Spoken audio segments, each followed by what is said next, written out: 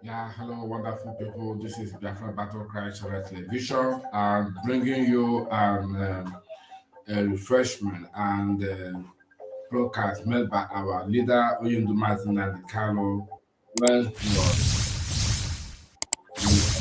and not forget that what has spoken. So we're not gonna forget the message is still real, is still authenticated, and we're gonna listen to it today. Speaking about the speaking of his own people, those that have been arrested, those that are in trial, he said, maintain your position. That's what this broadcast is gonna, and this broadcast made sometimes put people in blood, and people will see the yet. So as it may be, have anything to say? Let's go. And thank you again for supporting us. And may God bless you. I will see you again in another presentation that I'll be making here very soon. Thank you very much. Thank you for joining. God bless you. See you again. Take care and God bless. Thy Savior. Holy, holy, holy, holy, Adimebujuku, another Savior. Another Savior. Holy, holy, holy, holy, Adimebujuku. Good evening, wonderful people, great Biafrans, wherever you are on the face of this very planet. Once again, we welcome you to hopefully a very illuminating, very enlightening, in-depth lecture, tutorial, and enlightenment series that most people are very proud of all over this very planet Earth. I welcome you, each and every one of you. I say good morning, good afternoon, good evening, and good night to some of you, because this very radio station, this very platform ordained by heaven itself, is listened to right across every time zone, every continent on this very planet Earth, in well over 160 countries. I welcome you, and as always, as I do so, I encourage you to welcome those who are around. You must bring your pen and your paper with you. You must bring at least a dose of common sense with you. You must be of a very discerning mind, an analytical person, or persons as the case may be, for those of you who are listening in groups. You can join us this evening, of course, via Facebook Live. They will suppress the numbers if you're kicked out of my Facebook page, which they are going to do, because Facebook is very corrupt, and they are working for the sustenance of the damnable Zoological Republic, which is a terrorist state. They support terrorists. They are promoters of neocolonialism, and of course, they are also beholden to those who are corrupt and holding on tenaciously to power in Africa. If Facebook kicks you out of my page, then you have IPOB Community Radio. Those of you who are in Biafra land, besieged Biafra land, I would say, because SARS is everywhere arresting people, even in Obibo today. And even in Awaza, the army are there also killing and arresting people. We are a people under a lot of torment and siege, but we are all going to prevail. Those of you in those areas can listen to us via FM 102.1. That same FM can be listened to in Lagos. We are live in Benin City this very evening, a very tumultuous, a very victorious evening for those people of good conscience and lovers of freedom and haters of godfatherism. The people of Igodomigodo have prevailed, and that is a pointer for what is going to happen in Anambra State anytime soon. I don't know when that is going to be, but of course we are working and we are praying that Biafra will be here before then. You can also listen to us via tuning, via radio, Biafra app. You can listen to us via satellite as well. For those of you with a very cheap decoder, I think the decoder is about 5,000 naira or 6,000 naira thereabout. You can listen to radio Biafra and our transmission live and direct via satellite on any of these numerous platforms that I've mentioned. You can join us. I know that some people, I was informed that some people were actually queuing on YouTube even before we came on air. I welcome sincerely and wholeheartedly each and every one of you. And I will ask you to also welcome other people as well. As I said, you must be very, very vigilant because Facebook is in the very ugly and distasteful habit of kicking people away from my page. That may happen to you. If it happens, simply download IPOB Community Radio and you'll be able to join us on that very platform. I welcome you once again. And as always, my name is Nnamdi Kanu. I am the leader of IPOB all over the world, indigenous people of Biafra, the largest mass movement on the face of this very earth, exceptionally formidable, dedicated group of people all over the world working towards the restoration of the sovereignty of the Republic of Biafra in truth and every honesty. That is why we maintain assiduously so that we are whiter than white and whiter than snow. Nobody can contend with that. They understand that. And I believe very soon everything will be made manifest. I welcome you once again. I welcome you, each and every one of you. And we are going to pray. We are going to pray. Yes, viewers, before we go on for the prayer of our leader, Nnamdi Kanu, the reason for this broadcast is for freedom of our people, freedom of those who are prisoners of conscience, to liberate our land, Republic of Biafra. The reason why I bring up this broadcast, which he made some time ago before he was kidnapped. This broadcast was 20th of September 2020, when NSAS was going on. So this time around, it's all about taking the same task, applying the same effort during the NSAS to see how to end the zoo. Because like Obasanjo told the INEC yesterday that they should not allow the tension to increase. I think it's time now for us to double the effort and to make sure that what we've been fighting to liberate ourselves since origin must end this time, because the era we are in now is an era of liberation. You must liberate yourself. You must try to do everything you must do to make sure that the contraction called the zoo comes an end. Thank you very much. Let's go on now for prayer, because our leader want to pray. This is his own method of broadcasting. He called upon the Lord, and before he move on with the broadcast. Thank you very much. Let's join him for prayer.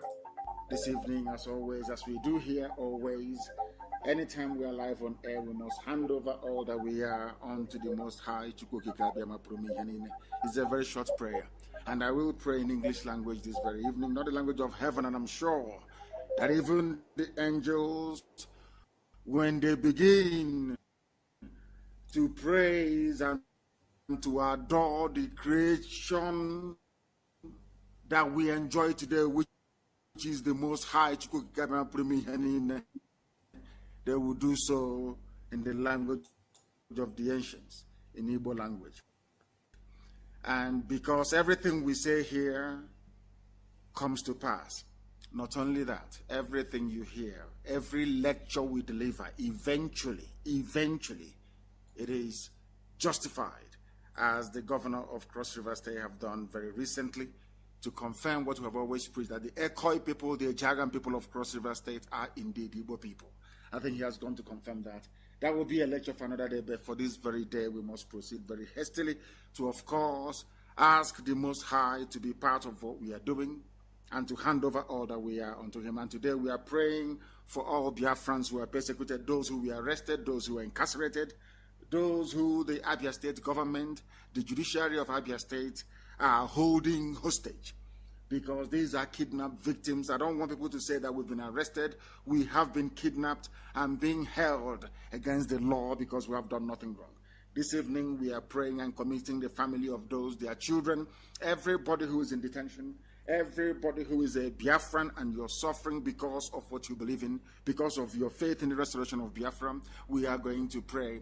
We are going to remind heaven that we are still here, suffering in pain, in a lot of turmoil and distress caused by the British for amalgamating the children of light with what is in essence pure darkness. And we must prevail because darkness can never ever triumph over light.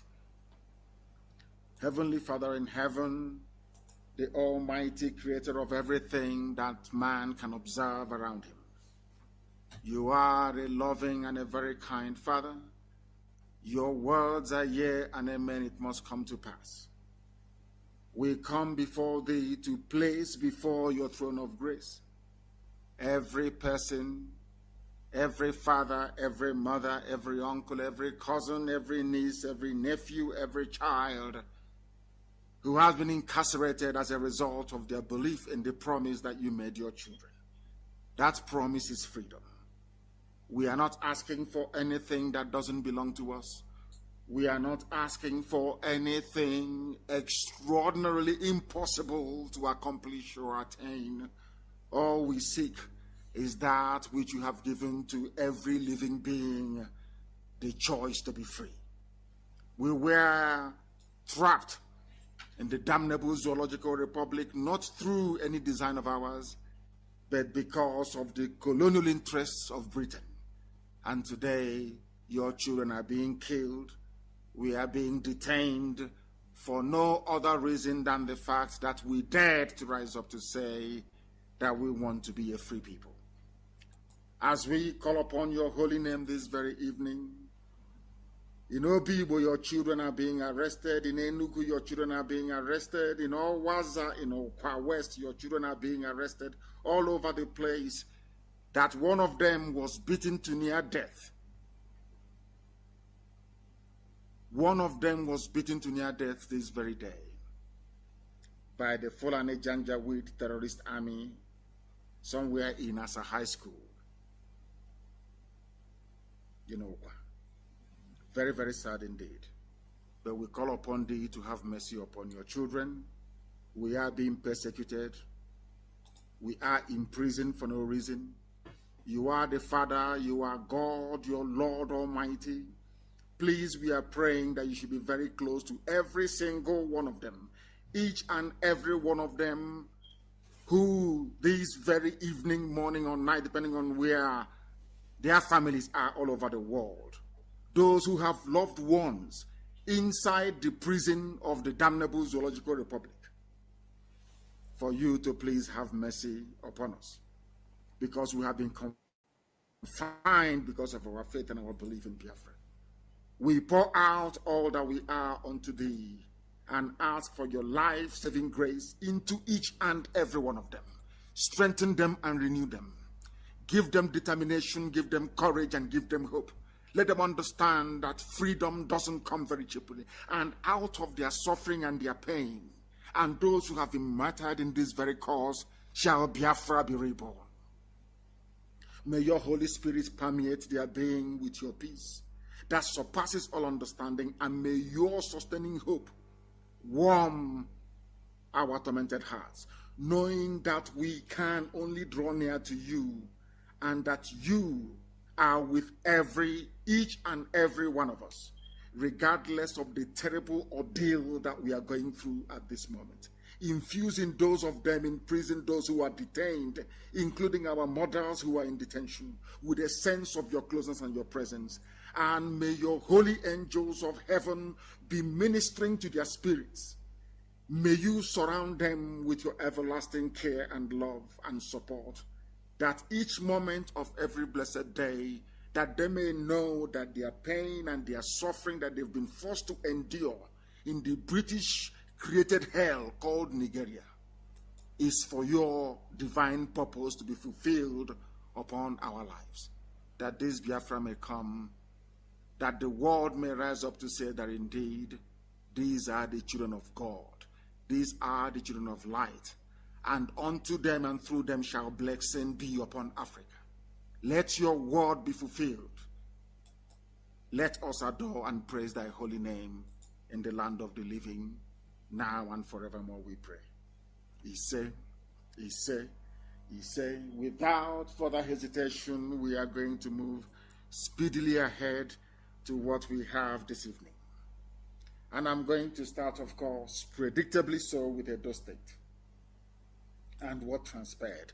Somebody wrote to one of us this morning to say that the media is indeed very powerful, because in Benin City right now, as we preach this very gospel of heaven, people are listening, and I'm sure they are rejoicing. In that very land of Idu, that very land this very day lived up to its name, Igodomigodo, the key that unlocks the key.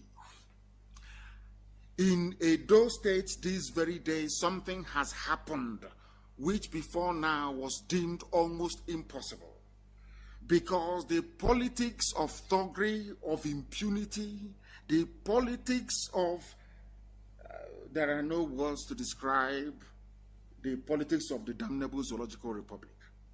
But this very day, that very key was inserted into the big key that unlocked the shackles of godfatherism and consigned that little ugly monster, Oshomole, to the scrap heap of history.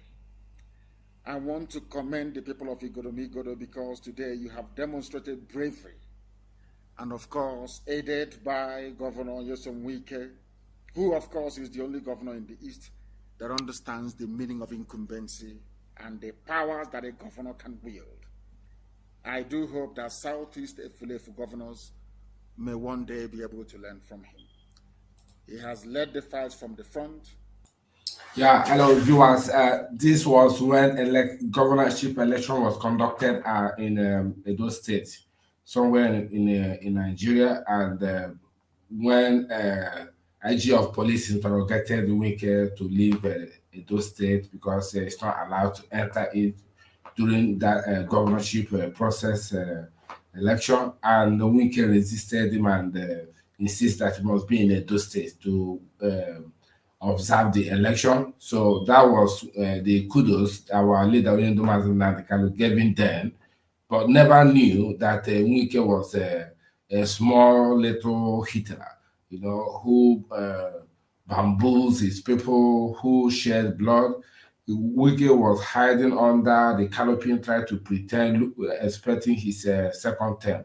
So after the second term, now he started brutalizing people, killing people in Obi and all that. So the honor the IPOB gave him that time had been withdrawn. So disregard this honor at the moment, because Wike happens to turn out to be a chameleon, a wolf hiding in the sheep clothing, as we can see in this 2023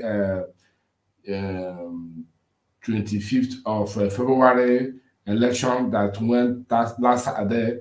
Wike hired his thugs and gangs to brutalize people who came to the polling booth. So there's no, we can recognize him again as a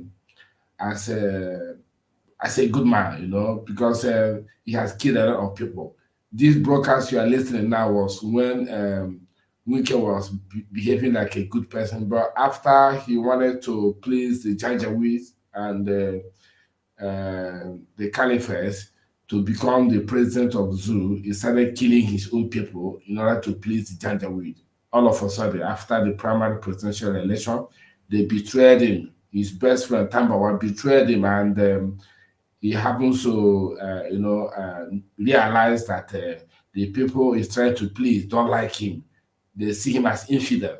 So that was it. So let's hear what our leader said about him when he was a good person, trying to, protect his people. But it is over now. We cannot regard him as a good man. We can see him as a little Hitler. Thank you. But we must not forget that one thing that persuaded the mind, the very decayed, corrupt, insipid mind of Alamajiri, Janjaweed, is the threat by the US government. In fact, the imposition of visa ban on most of them. that at least worked towards focusing their minds on at least not rigging the election too horribly. They tried to rig. There were a lot of people. The Supreme Court governor sent somebody from Imo State to go and rig elections over there. They caught the idiot, and they gave him the sort of treatment that I believe that he deserved. All of them descended. All the corrupt APC criminals descended in Edo State, but Edo people prevailed. Igodomi land, as a matter of fact, they prevailed. And they banished Oshomole forever and ever from the front line of politics in the damnable Zoological Republic.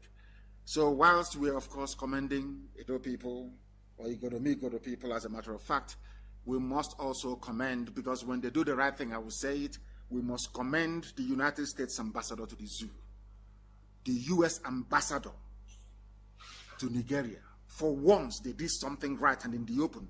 If they had been doing this all along, the level of criminality and what I call government banditry will not be this way.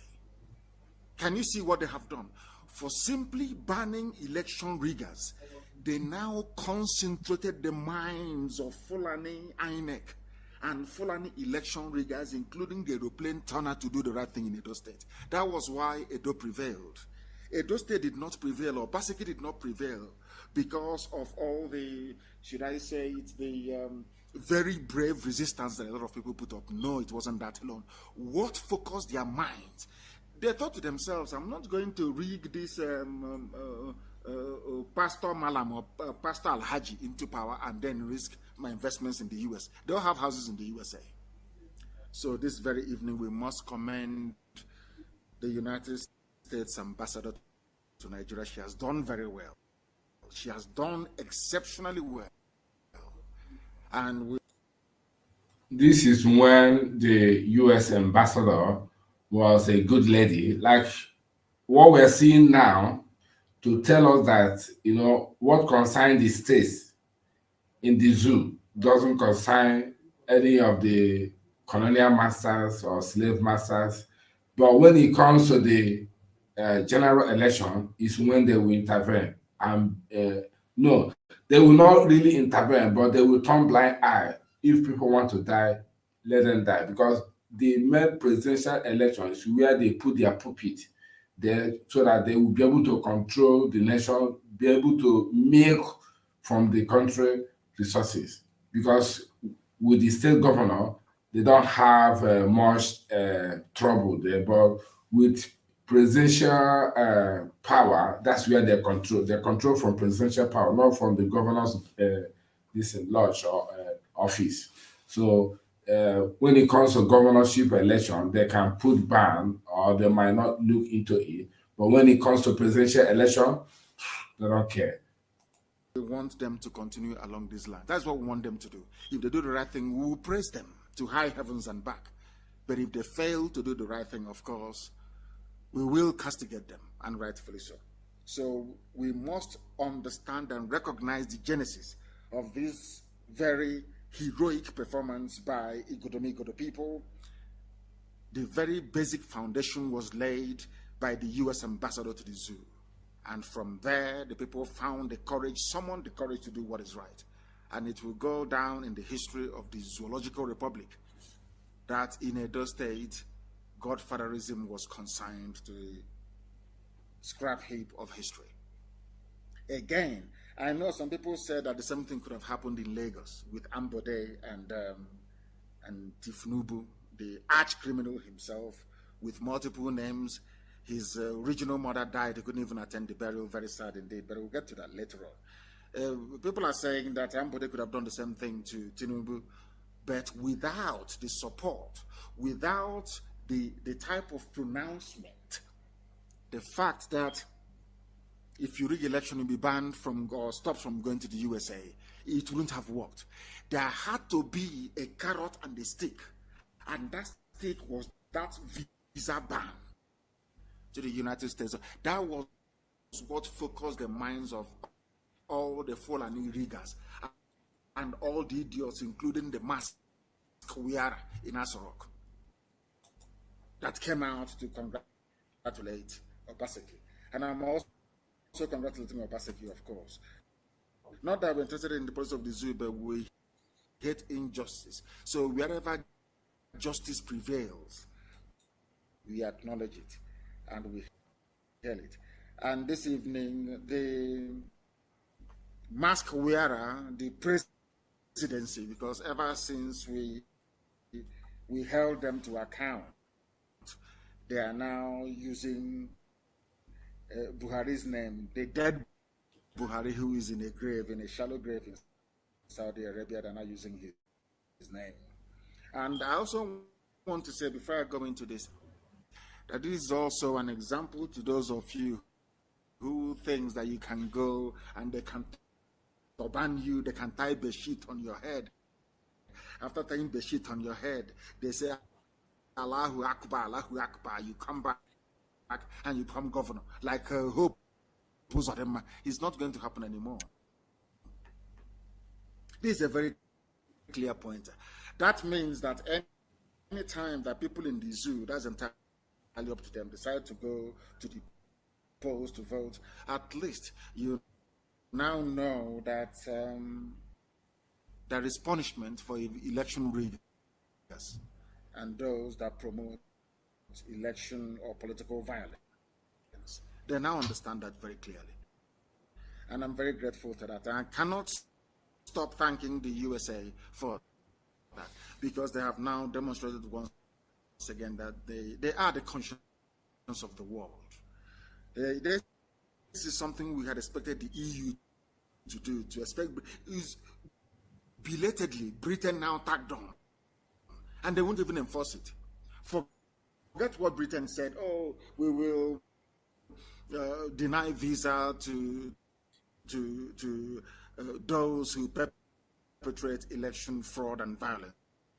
Britain will not enforce it. We know that US will, because their legal system in the USA is far more rigorous than you have in the UK. Forget about the UK war. The people that actually turned the tide in it, the woman who did it is the US ambassador to the Zoological Republic, and we commend her for that.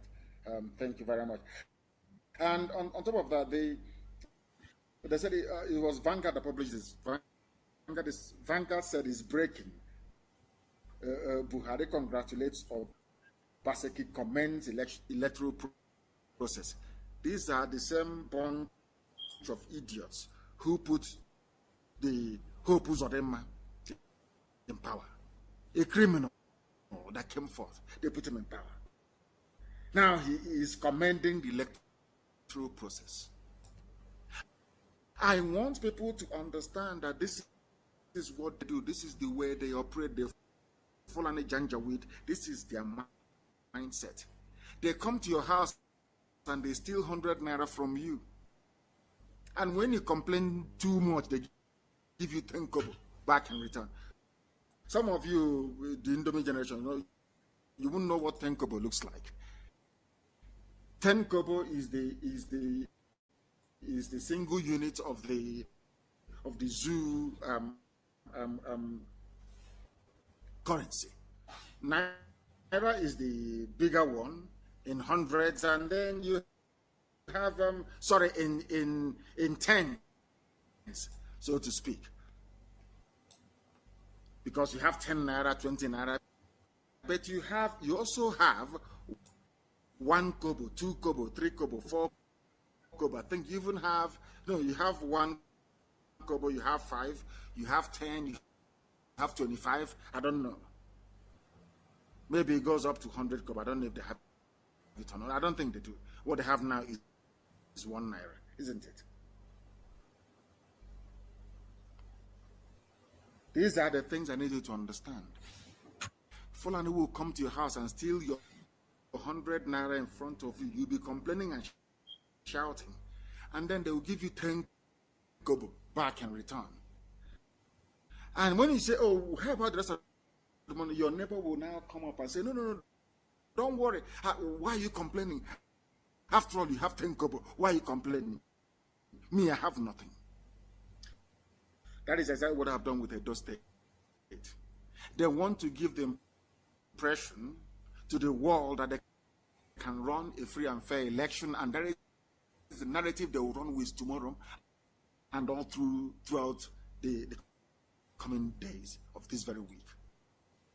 So if you're foolish enough, if you're not schooled enough, if you're not intelligent enough, you will think that somehow INEC has changed. There is now a new era of transparent electioneering and should I say vote casting process. Of course it is not. You know it isn't.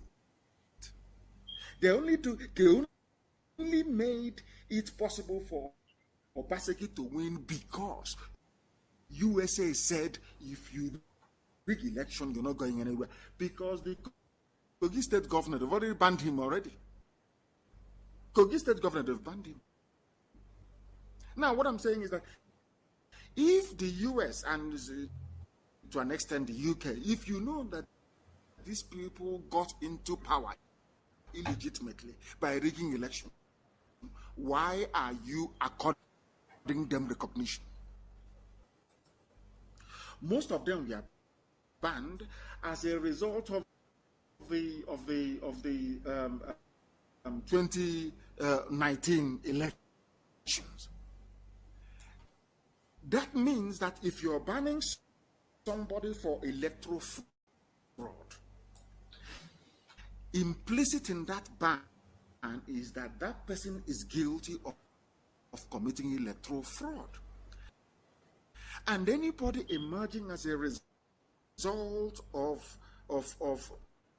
an electoral system that is not transparent, that is not very clear, you cannot confer legitimacy on such a person or institution.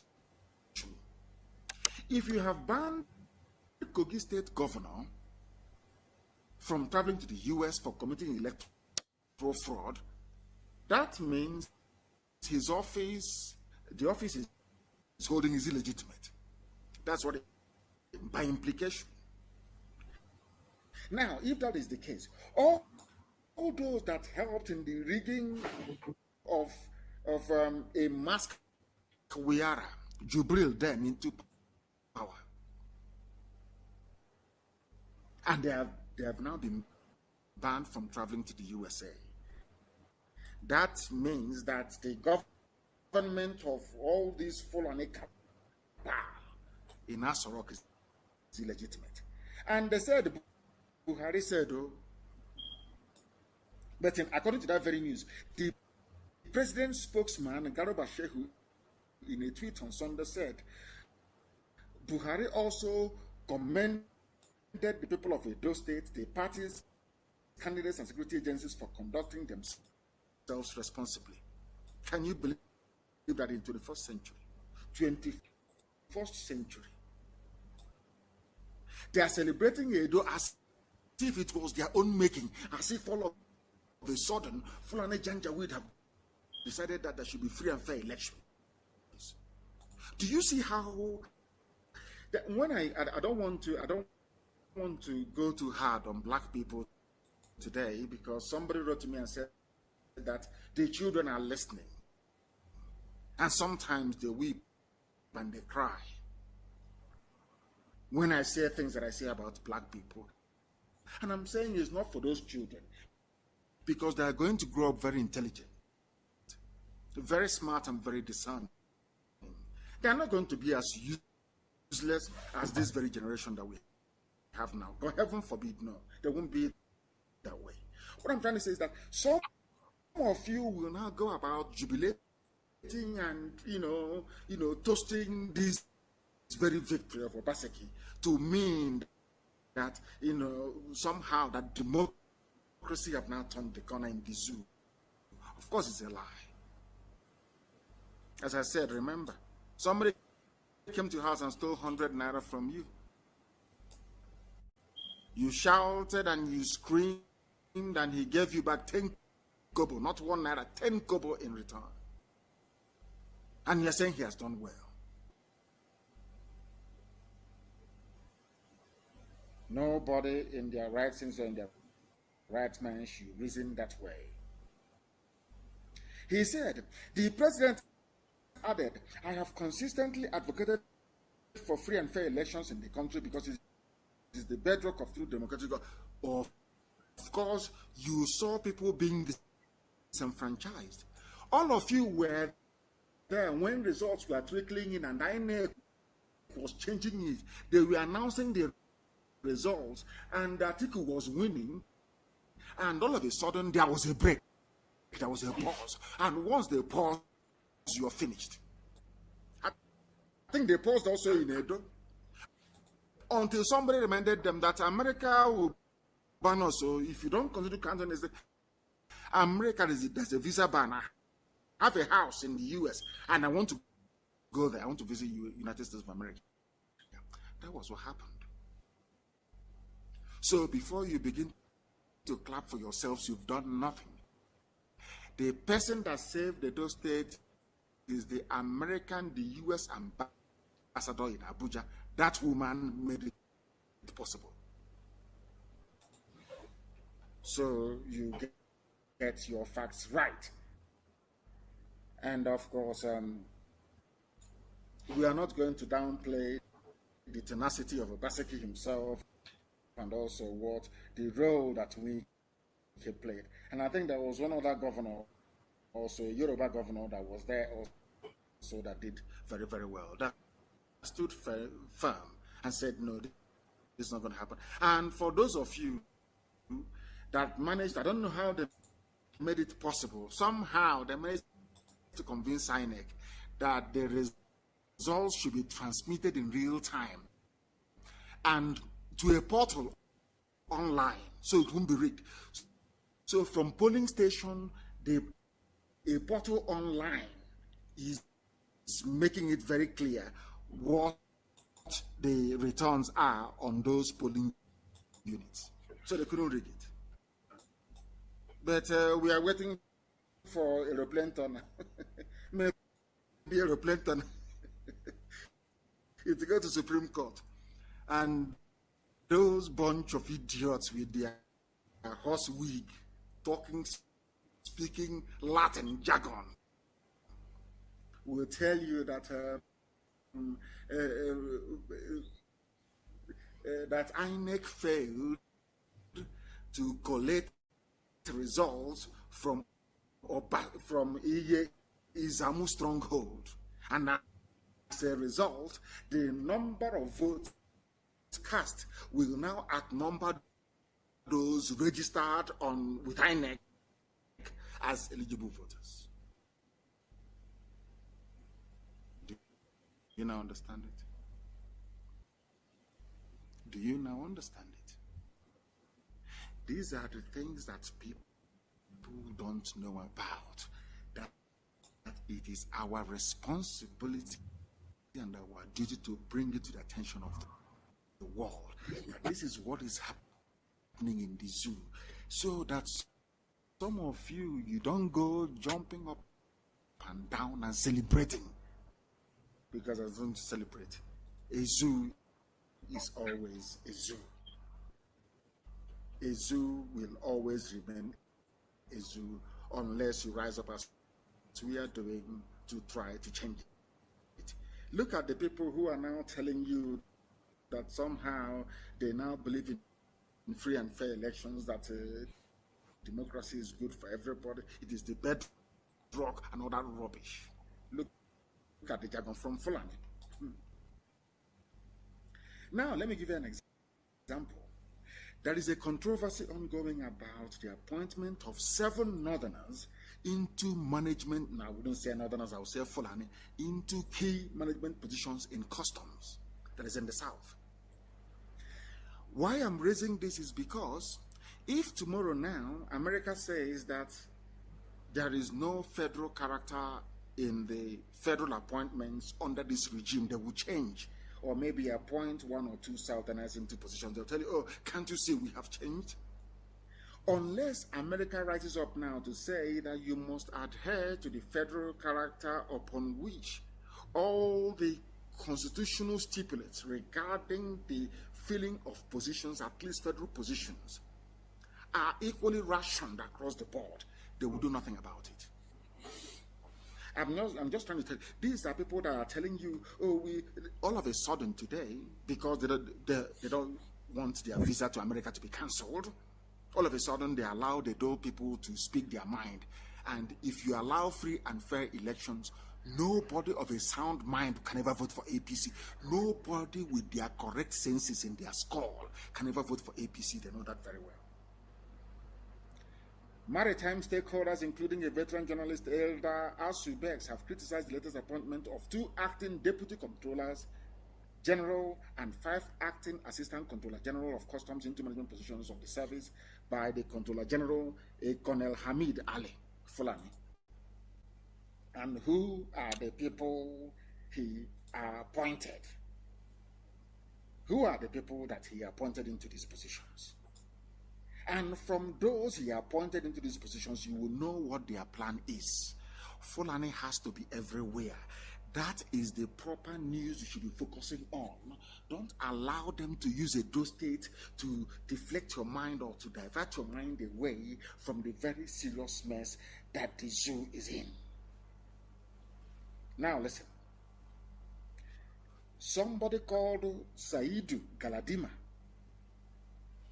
Oba Mohammed, Hamza Gumi, Usman Dakingari,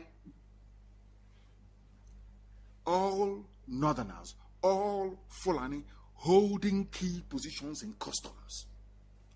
Because they are importing weapons. They are bringing in weapons through because they are the ones to inspect it. It is them. They are the ones that built dry dock in Kaduna, whereas the Calabar seaport is not working.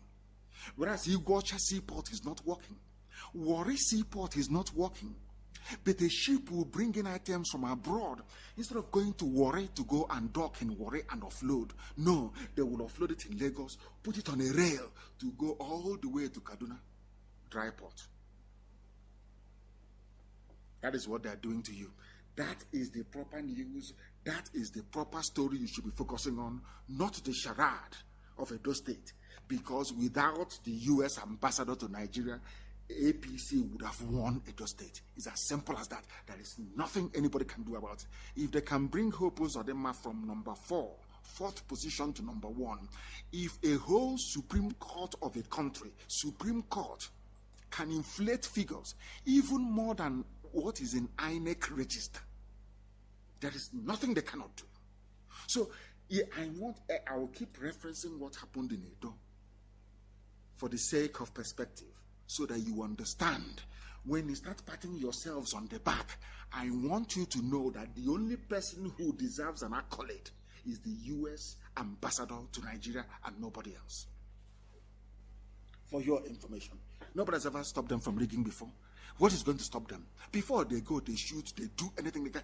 If not for the visa ban, backed up by Britain, if not for the visa ban, believe you me, by now, they would have announced the Al-Haji pastor as the winner in Edo. But maybe going forward, they now know that going and tying turban on your head is not going to save you. But what Fulani is doing is still continuing. Their Fulanization agenda is still ongoing. A whole customs from the top echelon of leadership is all Fulani. And nobody's complaining. This type of thing couldn't have happened under Jonathan. They would tear down the walls of Asarok. But this is happening in broad daylight, and people are not complaining. And that is done for you until America speaks, until there are sanctions imposed, until somebody gets up, a white person, of course, it has to be either EU or US. Until they speak, they continue with their impunity because Britain is benefiting from it. That is why they will not speak. And that is the truth. Something you must understand. Because before these results were announced, there were deliberate election manipulation going on everywhere. In the stronghold of Obaseki, the cab breeders were not working properly. People were getting shot all over the place. But eventually, the tenacity and determination of the people won the day. and Obaseki, or should I say the will of the people prevailed. I think it's Governor Sheyi Makinde also did very well. Governor Sheyi Makinde also did very well. These are because sometimes in life, if you're not vigilant, the same way with your body, because there are, I think somebody during the height of this coronavirus debate all over the world, I think some scientists came up and said that a human body harbors over 3 billion different viruses. 3 billion. And they're all working to kill you on a daily basis. Only one thing keeps you alive: the antibodies you have in your system. And so it is with life itself. There are people who will always work for darkness, for the destruction of anything that is good, including even an electoral process, including even a nation. There are people who will exist. Their sole aim for existing is to destroy something that is very good. It is left for the vigilance of the brave few to counter them, the same way that the antibodies you have in your body is on a daily basis fighting these billions upon billions of viruses and bacteria trying to get in to invade your body and kill you. That is how life is. And until we appreciate that very fact, we cannot begin to understand the presence of traitors, flavors, and saboteurs in our lives. As you are as a human being, there are even some bacteria and viruses that are silent. They only begin to work the day you stop breathing. The day they listen to you for your heartbeat and your heartbeat is no longer there, they say, oh, this man or woman is dead. Oh, they go to work immediately. Their job is to dissolve your flesh. You can live to be 120 years. They are silent. The day you die, they begin to work. There are some that will want to kill you on a daily basis. That is why your white blood cells are very active and working all the time. Those white blood cells are the volunteers we have in our land, very vigilant, making sure that the enemies can never overwhelm us. Why do you think when people contract HIV, they start panicking? HIV doesn't kill you. No, it doesn't. What HIV does is to attack your white blood cells, remove that immunity from you, so that when ordinary cold flu virus enters into your body, your white blood cells, if they say to your white blood cell, though there is an invader, they have come, go and attack them, it will say, I have no strength. I've been weakened. That is what HIV does to people. And that is how it is with life. When you allow, saboteurs are like HIV, when you allow them to overwhelm your body's defense mechanism, that is why it's called acquired immunodeficiency syndrome. You acquire something that will defeat your immune system. Your immune system becomes deficient. That when an antibody comes in to attack the cells, it's very, very important, it cannot do anything. It is in life, as they say, where we come from, as it is even within your body itself that you cannot see. So it is within life itself. Saboteur, and they're like, hey, they don't do anything. Or their job is to come to weaken your resolve, to make you to begin to think that freedom is unattainable. And you relax, and the Fulani will come and invade your land and take you over. That is their job. The same thing that HIV does to the human body. Tell the body's defense mechanism, you cannot fight this enemy. They become very weak. And as the enemy comes in, it could be anything. It could be ordinary flu virus, and the person is dead. These are the things you must understand. And that is why we preach this gospel the way that we do it. Because if you're not vigilant, you're finished. If you're not vigilant, why do you think in America they have CIA, they have the National Intelligence Agency, they have FBI, they have what they call the Secret Service, they have, just name it, they have the Drug Law Enforcement Agency, NDLEA, they have, which other one is that again? They have the alcohol, tobacco and firearms. These are all secret services working to protect the way of life of the United States of America. But you don't see it. All you see are shiny buildings, and things are happening, they're going to space, they're doing this and they're doing that. You're admiring them. You don't know the work that CIA is doing, FBI is doing, that you can go to a shopping mall in America and buy something and not get blown up. Is because of all these agencies. They don't sleep at night. Do you think that without Mossad and Shin Bet that Israel will stand?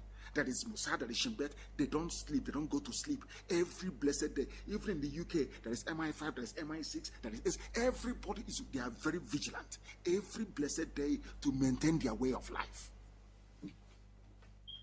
Who is vigilant or who is keeping watch on your behalf in the zoo? Nobody. It's only now that our volunteers are keeping watch over Biafran land. If not, they would have been gone a long time ago. Janja would take it. Janja would, Fulani would have taken Ebonyi. By now, Ebonyi would have been another emirate. They'll be discussing how to install an emir in Ebonyi. But we said no, that is not going to happen, and it will never happen. We outnumber them. It can never ever happen. Now, listen very carefully to this. The Kogi state government on Friday petitioned the USA on its visa restrictions for individuals responsible for undermining Nigeria's democratic process and for organizing election-related violence. The midget of Kaduna is there, El Rufai. I want people to understand the reason why the Kogi state governor is writing letters saying, please tell me why my name is there. I am surprised and I'm shocked. Because an election rigger. And America knows he rigged the election to get into office. But he's a governor.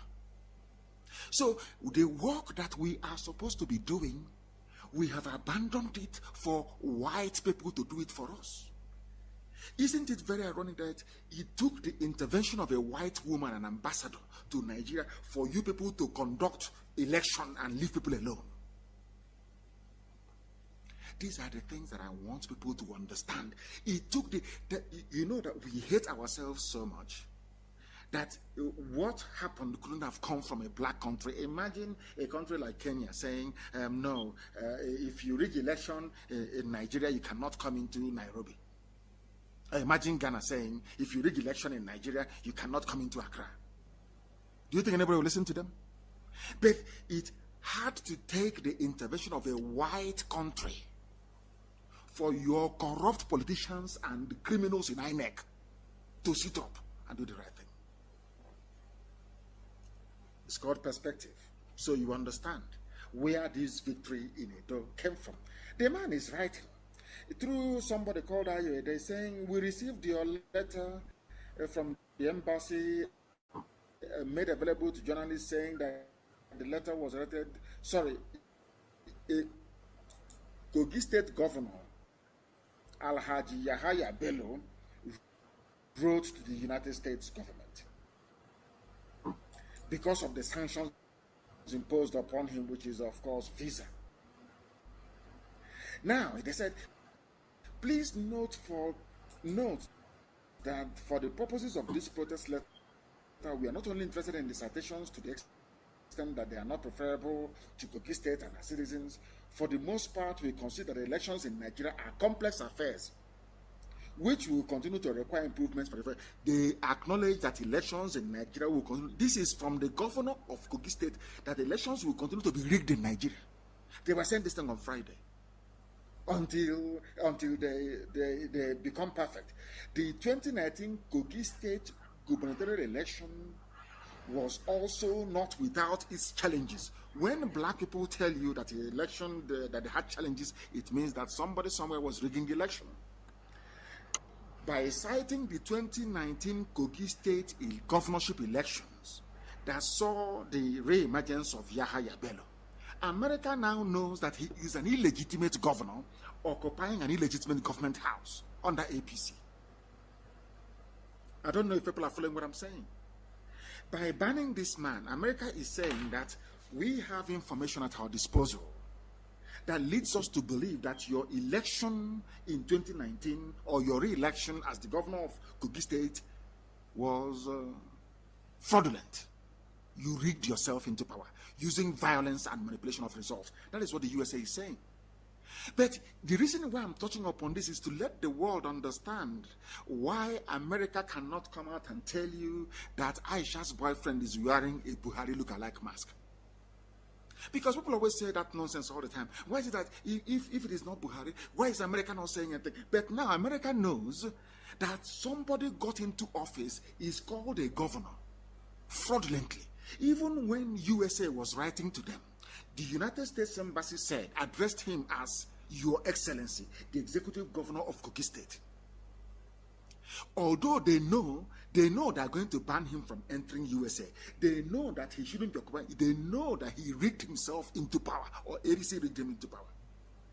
But America still called him Your Excellency, the Executive Governor of Kogi State. The same America is going to ban him from entering the United States of America because he rigged elections. I don't know if people can understand what I'm saying. They know that he rigged election. They still call him executive governor because all of you allowed him as an executive governor. So what do you want them to do? The same thing happens with coup d'etat. Look at Mali, for instance. The military took over power. He says, call me the president. That's what you call him. He's the president of Mali. Are you going to stop him? You can't. Because Malians have accepted it. If you don't accept it, do something about it. I want to educate and enlighten those who keeps asking, why is it that America won't do anything about the mask wearer, Aisha's boyfriend, with his hands looking like that of a 35-year-old in Asorok? It is not their duty. They are banning Yahaya Bello from entering the USA. They know that he stole the election in Kogi State. They are still calling him Your Excellency, the Executive Governor. I hope that is not too complex for some people who don't understand, or who are not, or who have parted with their common sense as a result of existence in the zoological republic. These are the things that you must understand. These are the things that you must know. Because America said something. And this is what we've been saying from day one. There is a lot of impunity going on in the zoo. USA, if you don't do anything, that impunity will continue. There are Christians dying every day, being slaughtered by Fulani Islamic extremists, terrorists and bandits. USA, if you do nothing, nothing will happen.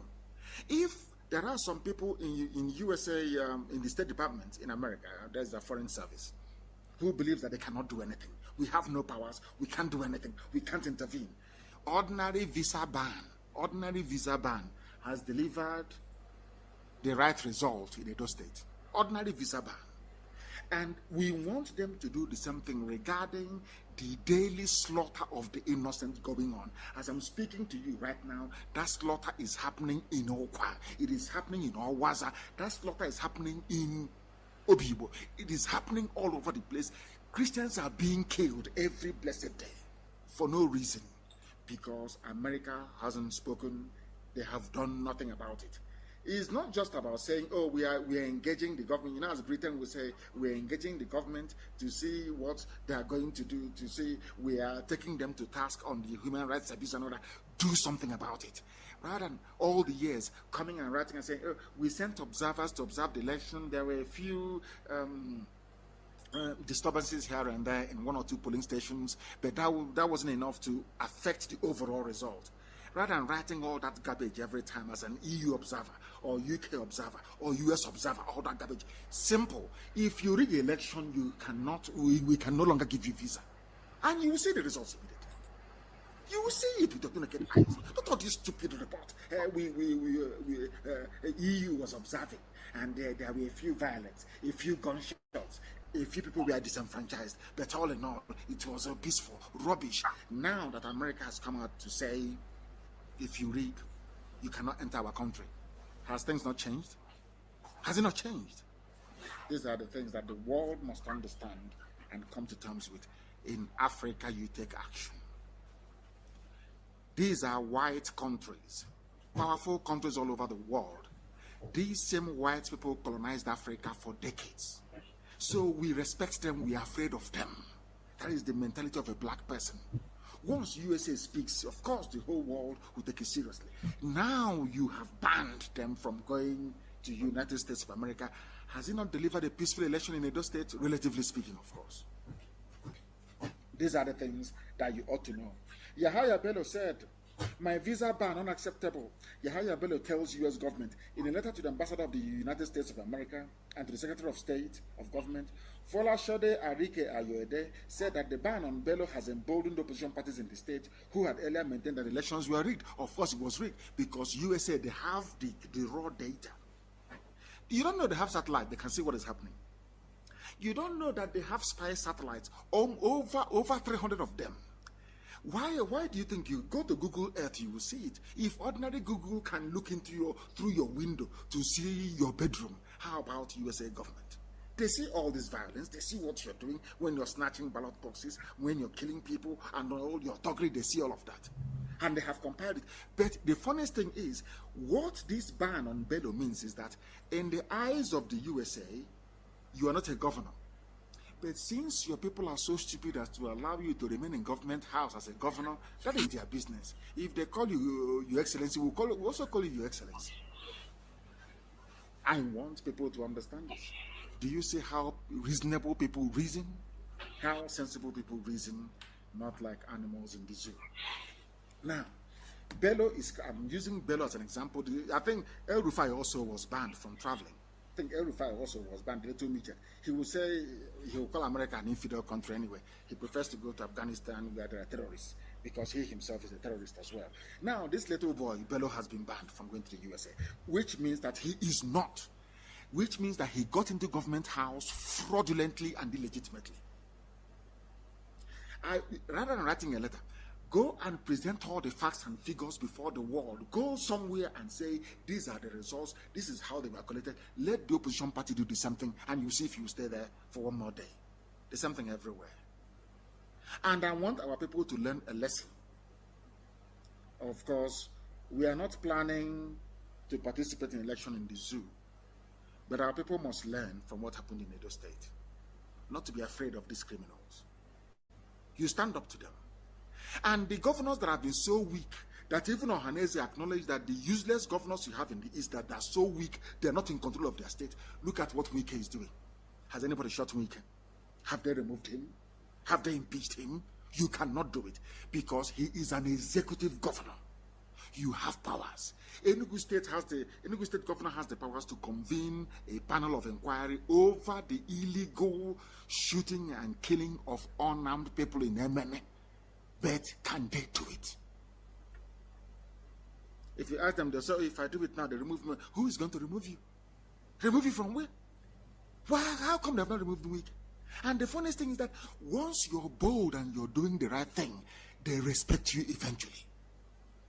Don't they respect Habaribe? Even Wike, don't they respect him now?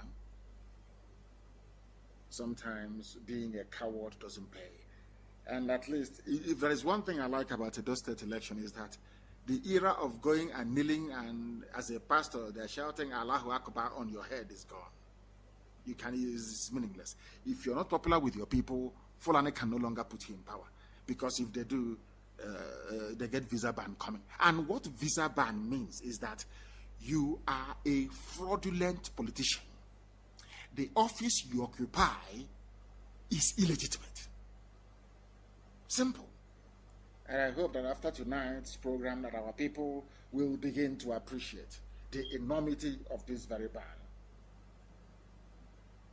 Acts of violence, intimidation, or corruption that harmed Nigerians and undermined the democratic process. That is what they do, APC, and they do it very, very well. And America should go further. They should go further than this. All they need to do is to say, if you are engaged in all these things, your assets will be frozen, you'll be banned from traveling abroad, and you see changes overnight, because black people cannot do it. I want you to name me a black country that's ever successfully carried out a revolution before. It's not in our DNA. Because even when you want to come out to carry out a revolution, because most countries you have in Africa are not homogeneous. There are different people grouped together by colonial masters. They can never agree. Once a head of state comes from your clan or your tribe, oh, that's the end of it. Nobody from that clan or tribe will be able to reason properly anymore. What is happening in Tualamajri? The whole Fulani people, of course, they control the houses. They ganged up together and said that regardless of what happens, we must complete our 8 years. Even if it's a cow in Asorok, we don't care. He is our Mr. President. We will complete our 8 years. A whole country is complicit in the subversion of their own constitution, which I will deal with later on, of course. Which I will deal with later on. And you must understand the work we are doing, the tweets we are sending out every blessed day. Some of you don't know it works because we are black people. We don't understand how information dissemination works. Why do you think Facebook is suppressing my post and the post of many other people? Why do you think so?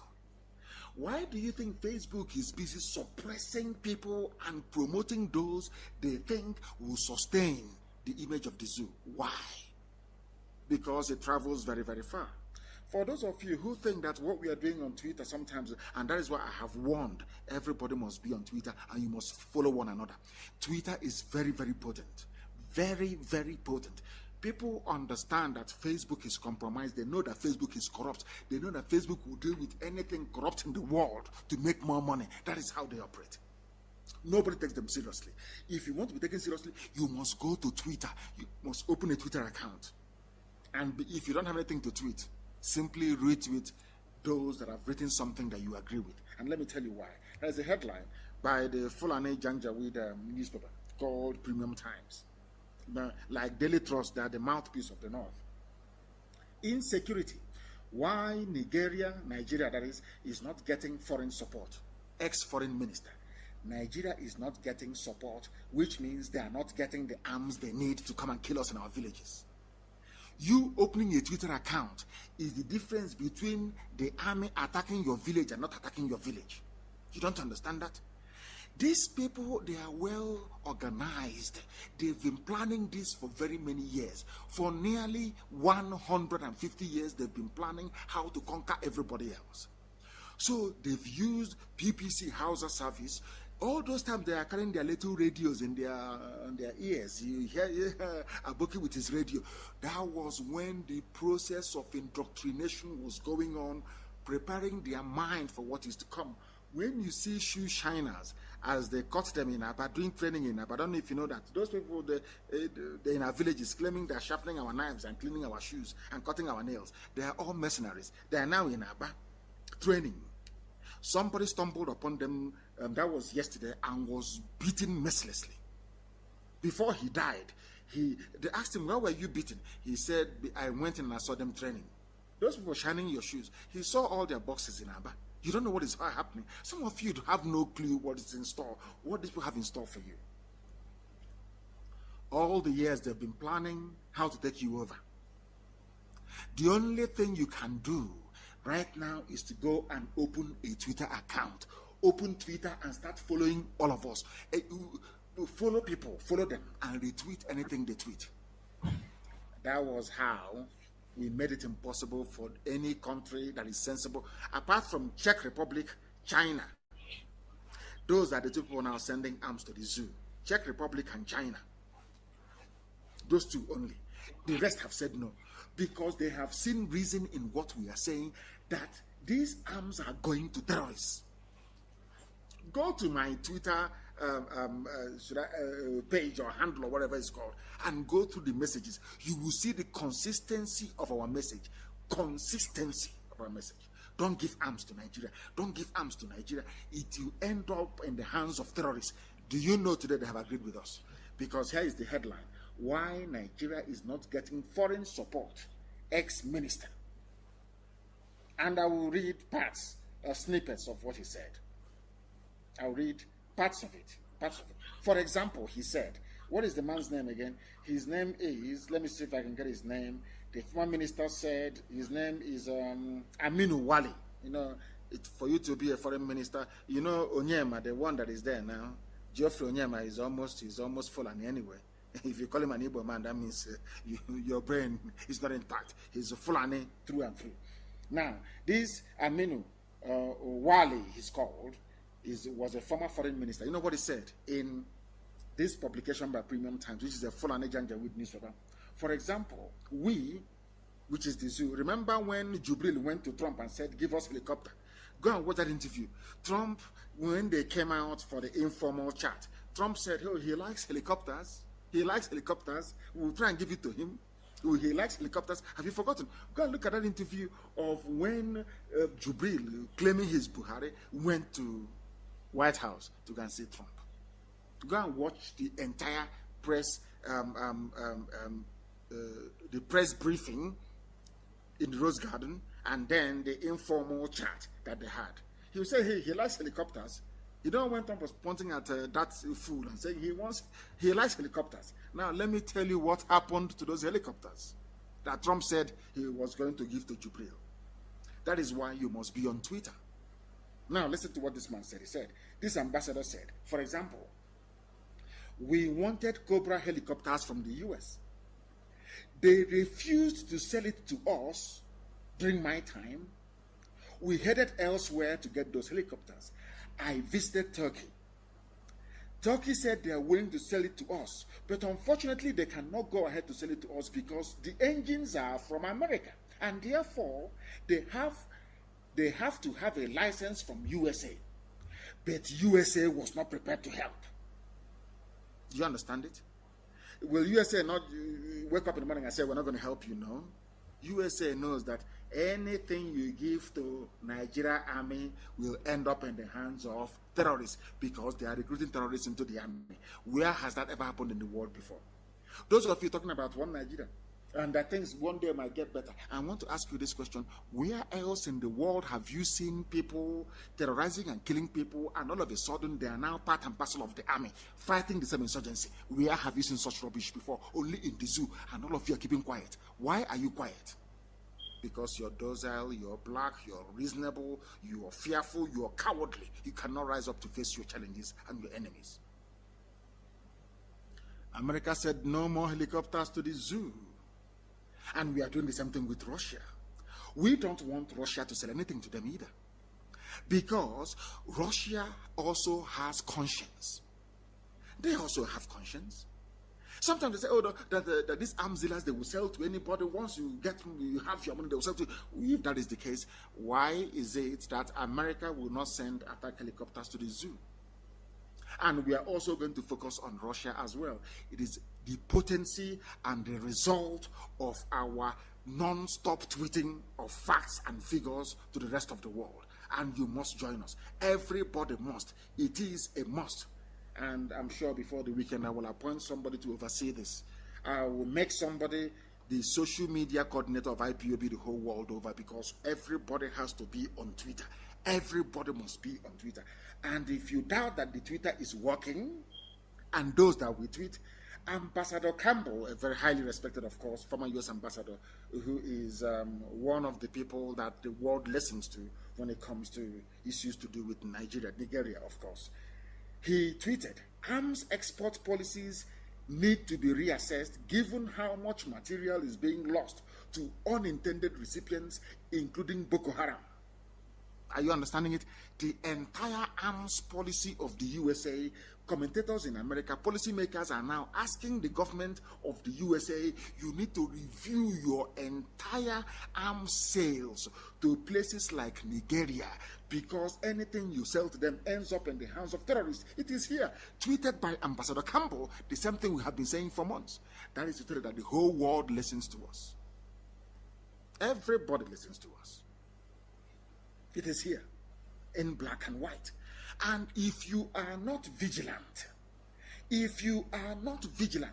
this draconian dictatorship, according to somebody wrote this, that APC, what you have in Asorok, this Fulani cabal, is a draconian dictatorship disguised as a democracy through rigged elections and a hijacked Supreme Court supported by a rubber stamp legislature. What they have done in front of your eyes without you knowing is the Fulanization of the entire structure of governance. But you won't know. America have said there'll be visa ban, and all of a sudden they have allowed you to have free and fair elections in Edo, and Obaseki is the winner. Some of you, being black people from Africa, You have forgotten everything that they have done to you. You will now focus on Edo. That Edo will give you a false sense of hope that in the future things will be better. That's what they have done. Now listen to this. This government is draconian. Draconian to the core. It is an evil regime. They have hijacked the Supreme Court. Do you know that should Iza Iyemu go to Supreme Court and the aeroplane turner? In fact, I'm going to write to the U.S. ambassador to add every Supreme Court judge that sat on the Ihedio and those Odemma case to this list of those who are going to be banned because they tampered with the will of the people. If you doubt me, tell me why they should have more people who they claim went to the polls, more than INEC itself, that is the body set up by law to conduct elections. I am going, tomorrow morning, I'm going to write. I will instruct our lawyers, will write to U.S. ambassador, and I will list the names of, in fact, from tonight, people should start telling me from tonight, I want the names of all the judges that installed Hope Uzodinma as governor of Imo State. I am going to ask the U.S. ambassador, based on available facts and evidence, to also ban them from visiting the USA. Very simple, isn't it? I can even make the letter public. I'm going to write to U.S. ambassador. You claim you want to penalize those who are into electoral malpractice and fraud and all the rest of it. Here, the Nigeria Supreme Court is part of the electoral fraud in Nigeria. The Supreme Court is part of the electoral fraud. If you ask, people kill themselves over the nuances of law. I'm not interested in that. I'm only say to America, 853,000 people voted in Imo State, according to INEC, the body set up by law to conduct elections. Supreme Court went and brought votes and said 950-something thousand people voted.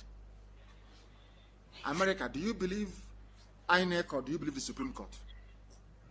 Who was set up to run elections? Is INEC. INEC, bring your register. How many people went to the polls? 850-something thousand people, less than a million. Supreme Court, where did you get the other number from? They say, oh, we cannot review because we are the apex court. We cannot review what we have done. We are the apex court. Oh, you lied and you cannot review it? You lied. Now all those judges that are going to be banned from going to USA because the election riggers. Imagine a country where a Supreme Court is part of the rigging process. You wake up in the morning and you say, you believe in that country? You believe in such a place where Supreme Court is part of the rigging process of the ruling party. That was why this very clever writer here, it's not me that wrote it, this very clever writer here said, and I will read it for the world to hear, that APC is running a draconian dictatorship disguised as a democracy through rigged elections vis-a-vis Kogi State, for instance. The idiot is crying now. And they hijacked Supreme Court, supported by a rubber stamp legislature.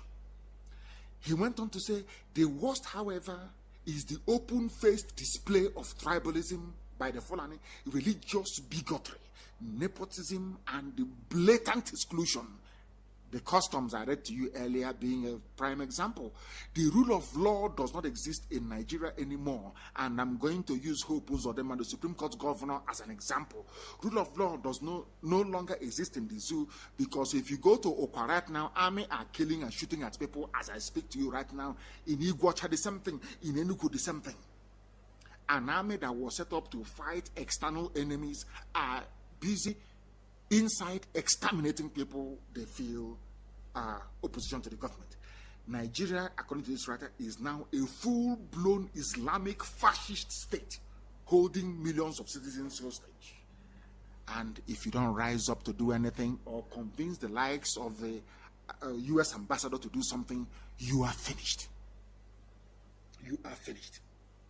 Now, They said, expect more intrusion from international society because the situation is now so critical and could have dangerous consequences for the sub-region and Africa if the people choose to go the way of violent resistance. Even people who are moderates, even people who are pacifists, all of a sudden, they are saying this can no longer continue. There must be resistance. And I'm asking everybody who is listening, every day the army comes to your village to raid, kill people, arrest them. Those who are working in the courts, especially in Abia State, are making money. Those in the courts in Iguacha are making money. Because one of the deputy, there was somebody, I think he's dead now, he wanted to take money from IPOB and we said we're not going to pay any money. People that went out to celebrate Donald Trump in 2016 were held in detention for 3 years. For 3 solid years. The outgoing US ambassador, we wrote and wrote and wrote and wrote. I went to America. I complained to every legislature I met. There are people came out to celebrate Trump and they were locked up for 3 years. For 3 years. If those people become violent, if they pick up arms, are you going to blame them? Because resistance is a duty. You must resist. You must resist this Islamic janjaweedism. Forget about Edo State. They will use it to somehow make you feel good for a few days. Their plan is there. Their plan is to spread Islam by force, to Fulanize you. Their plan is to turn you into how they are. Can you imagine if they have succeeded? They succeeded with Hope Uzodinma. They put Yahya Bello there. Imagine if they have succeeded in putting Izamu. That means there is no need for elections anymore. Anytime there's election, you just travel to the north, they tie bedsheet on your head and say Allahu Akbar, Allahu Akbar. Convert you to Islam, you come back and you're the winner. Imagine such a society. Can you imagine leaving such a society to your children to inherit? That's what we are saying. That is why we are on the path of self-determination. That we don't want to be part of the zoological republic because nothing good comes out of it. Resistance must be done. We must resist. If we don't resist, we are gone. The Hausas refuse to resist. Today they don't exist, only their language does. Everybody in the middle belt, they refuse to resist. When Ojukwu resisted, they did not see what Ojukwu saw. Now everybody is seeing that thing that Ojukwu saw.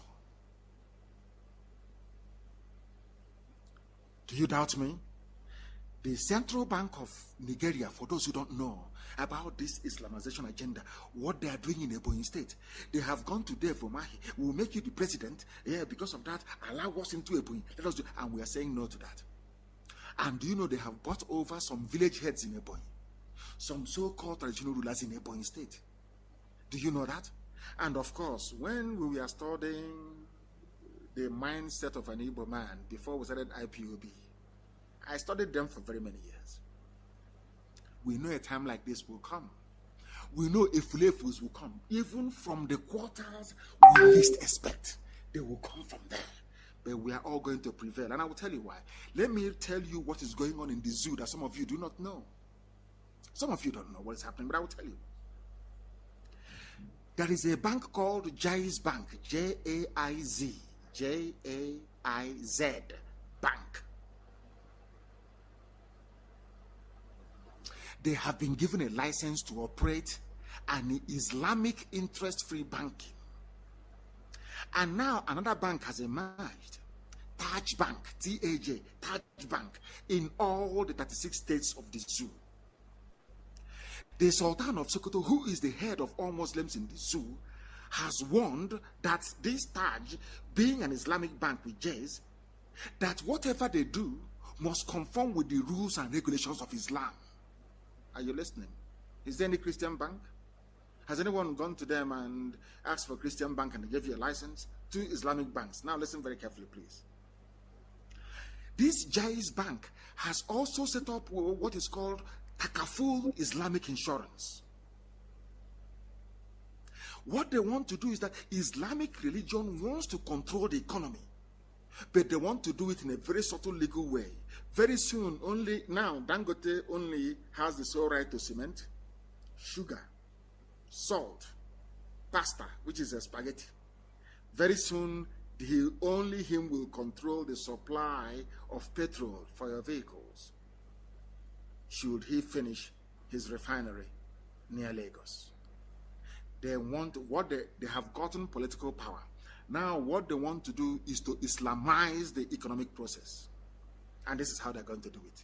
Listen very carefully, please.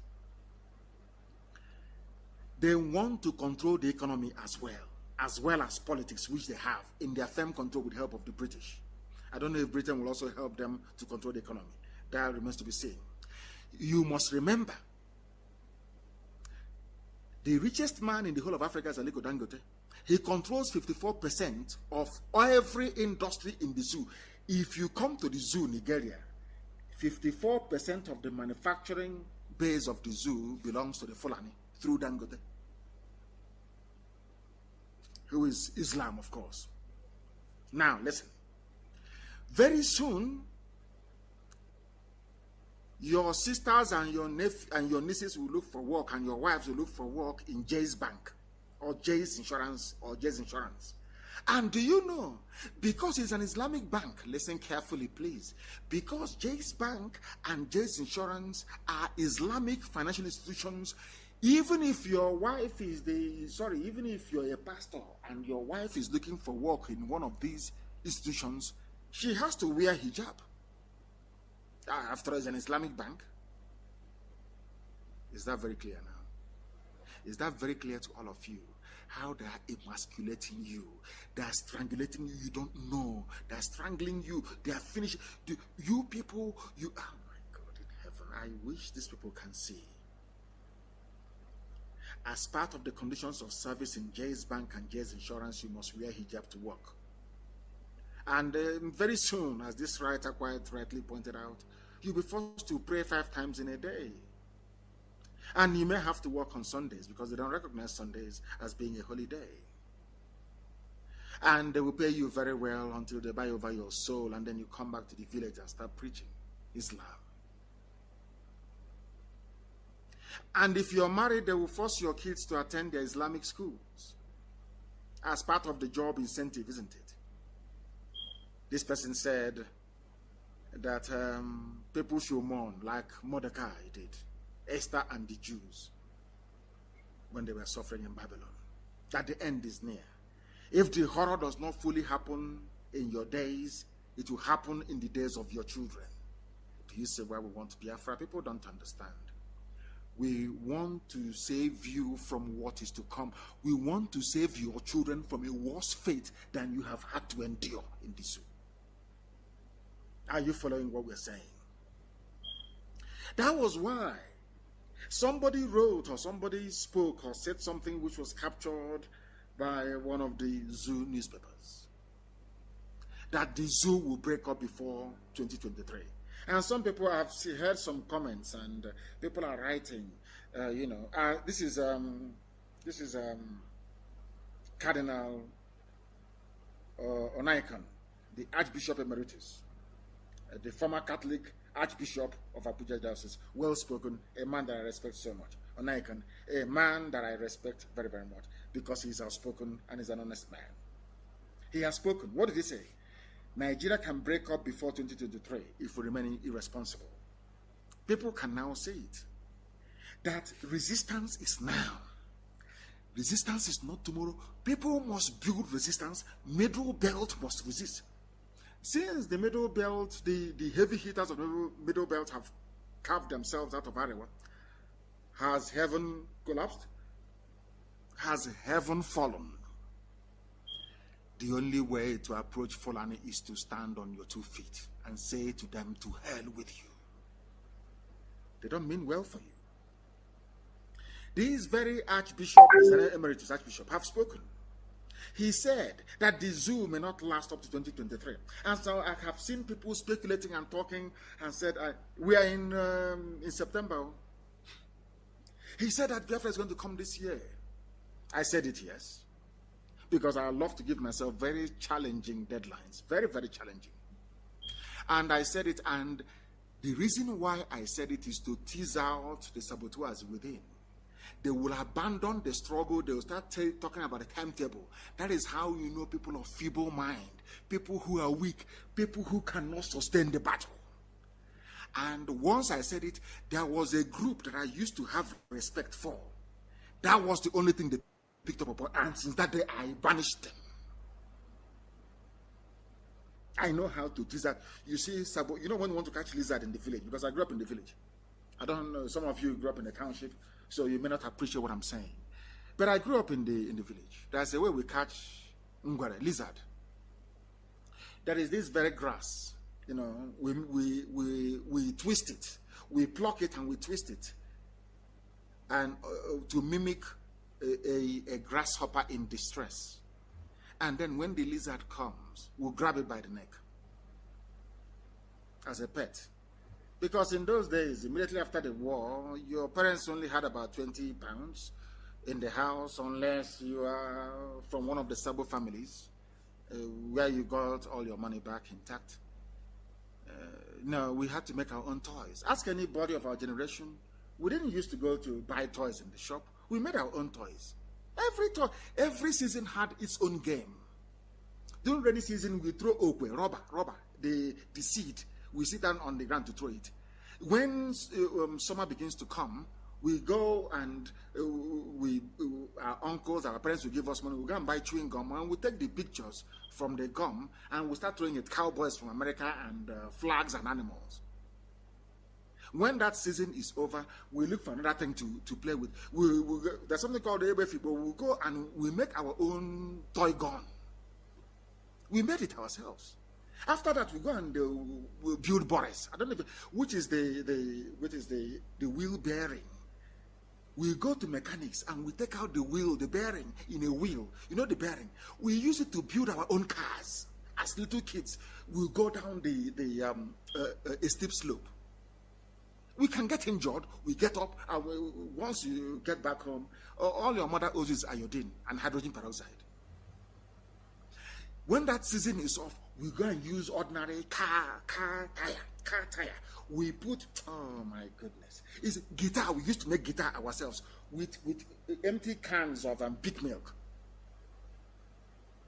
That is why that generation is so innovative. Do you understand that?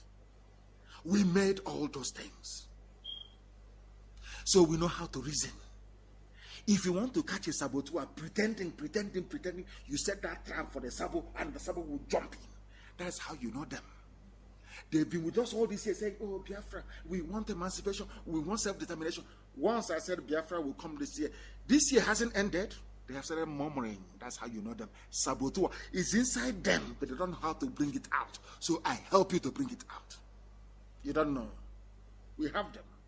But we are still working on it this year. This very year. You will see what will happen this year. Has it ended? It has never ended. And you will see, all of you will see what is going to happen this very year. I am very grateful to the very eminent Archbishop. He is emeritus, of course. The zoo will break up. People can see it. Nobody, and you know one thing about Fulani. Fulani knows that if the relinquished power is over for them, they know that. They know that because if you relinquish power to anybody, Fulani has made it possible. If it is a Jukun presidency, or Igbo presidency, or Yoruba presidency, that person will line every office with Yoruba people. You can't do nothing. How can you complain? So Fulani knows the game is over. After Fulani administration, anybody coming in can decide to appoint the brother as the chief of staff, the wife as the secretary to the government. You cannot speak. Fulani has done it. Anybody else can do it. And they have killed the federal character. And anybody coming in will rejig the entire system that the Fulanis will suffer. The only thing they have in life is politics and governance. They have nothing else. If anybody comes in to create a level playing field in terms of entrepreneurship, Dangote will be overtaken in a matter of 6 years only.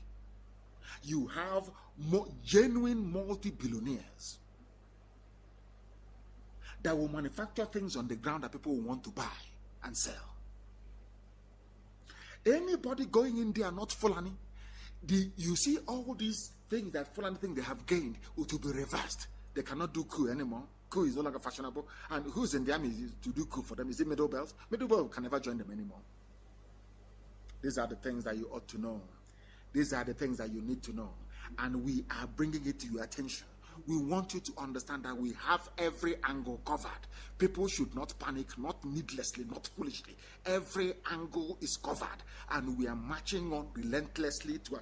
Listen, when we are having meetings, they invade, they arrest, they shoot. It's Fulani way of saying we are going to intimidate you into submission. Because it worked with Ohaneze, it worked with the so-called political class. They think it's going to work with IPOB. That's what they think. I want to remind them, you've been killing us from day one. It's not stopped us. Instead, we grow from strength to strength. Go and you say, Fulani are very foolish. Go and study the history of resistance. Fulani, are you more clever than Britain? Are you more grounded? Are you more? Do you have more military might than the British after the Second World War? But they had to give up on all their colonial territories because of the persistence of the indigenous populations. People persisted. You see this IPOB, the more you kill, the more you arrest, as you're doing in OB, as you're doing in Awasa, the more stronger we become. Ask the British when they came to our land the first time. Talk less of you, hopeless, dirty, stinking, filthy cattle rearer. You think by doing all these things you can intimidate us into submission? You're wasting your time because you will die in our land. You will die there, you will see. You will die there. You will see. Because just like your helicopters, you didn't get it. All we are doing is to build up evidence, even with the electoral rigging business, is to build up evidence until one day a white man will say enough is enough. Because blacks, we cannot reason very well. A white man will say enough is enough. You keep killing Christians and you think they're not taking note. You think they are foolish. They are not reacting. One day they will do, America will do to you what they did to Europe after the Second World War. Go and get out of Africa. All those colonies, get out of there immediately. And you got your flag independence. That is why I am saying, Edo, don't over-celebrate about Edo. Because what happened in Edo is exactly what happened with the end of colonialism. They say, oh, now you have free and fair elections. You drop your guard. Finish you off. America said to Europe, France and the UK, get out of Africa. And they did. They said, okay, we are going to go. But in place, we are going to give you flag independence, which is what you have today. You don't have your own sovereignty. You're not in full control of your sovereignty. That is why you give people crude oil and you take in petrol, because your brains are not correct. Now listen. The consequences of what this very brilliant writer wrote earlier that I read to you, the consequences of APC running a draconian dictatorship disguised as a democracy. I want to give you the example of it. And I want to ask you this. Had Hope Uzodinma been elected or voted for by the people, do you think that he will enact the laws that he did in Imo State? Do you know Hope Uzodinma enacted a law or got some idiots in the Imo State House of Assembly to pass a law for him, giving himself the same status as Queen Elizabeth of England? I will repeat. Do you know that the Supreme Court governor of Imo State, a man that nobody voted for, but the Fulani imposed? I don't know why it is after Imo State now that America is bringing in this visa ban. America, why didn't you bring in this visa ban in Imo State? Uzodinma cannot travel abroad. He cannot go to the US. Of course, he cannot go. He's an election rigger. I want to ask America, why didn't you do it then? Anyway, they say whenever you wake up in the morning is your morning, isn't it? As they say where we come from. Somebody should please help me and translate that in English. The way it will make sense. But literal and in a metaphorical way. Please, somebody should try and translate that for me. I want to ask, if the people voted for Hope Uzodinma, the greatest governor we've ever had in our land, is Sam Mbakwe, I mean across the entire Biafra land, the entire East. is Sam Mbakwe, greatest of them all. Now I want to ask this question. Did Sam Mbakwe ever wake up one day, despite all the miracles that he wrought, to try to assume the powers of Queen Elizabeth? What I'm saying to the world this evening is that Hope Uzodinma is now on the same level as Queen Elizabeth of England. And funny enough, nobody voted for the Queen, the same way that nobody voted for Hope Uzodinma. Now listen to what he has done. Hope Uzodinma has signed into law in Imo State. It is called Imo State Administration of Criminal Justice Law number 2 of 2020, ISACJL 2020, which empowers him, this idiot that nobody voted for, which empowers him to arrest and detain any IPOB member in the state for as long as he wishes, because this law was made for IPOB, not for anybody else. The reason why he made this law is so that he can keep arresting people without taking them to court and detain them at his own pleasure, to allow the Fulani to build their mosques, to build their settlements, to take over Imo State. That's what he wants to do. And how he can do it is to bypass the law court, because they arrest us, and once we get to the court will see their frivolous charges, and they'll dismiss the case. They'll grant bail, because we've done nothing wrong. We've not harmed anyone. Imo State Governor Hope Uzodinma has signed into law in Imo State a law enabling him, empowering him to arrest and detain anybody at his pleasure. The only person that has that right in the world is Queen Elizabeth of England. You can detain in a democracy. Even so, they don't even make use of it. Hope Uzodinma wants to be queen, the king of the Sariki of Imo State. He's not even up to an emir. He wants to be the Sariki Ngida of Imo State. He can go to a Haji and point at anybody and say, arrest him, put him there anytime I feel like.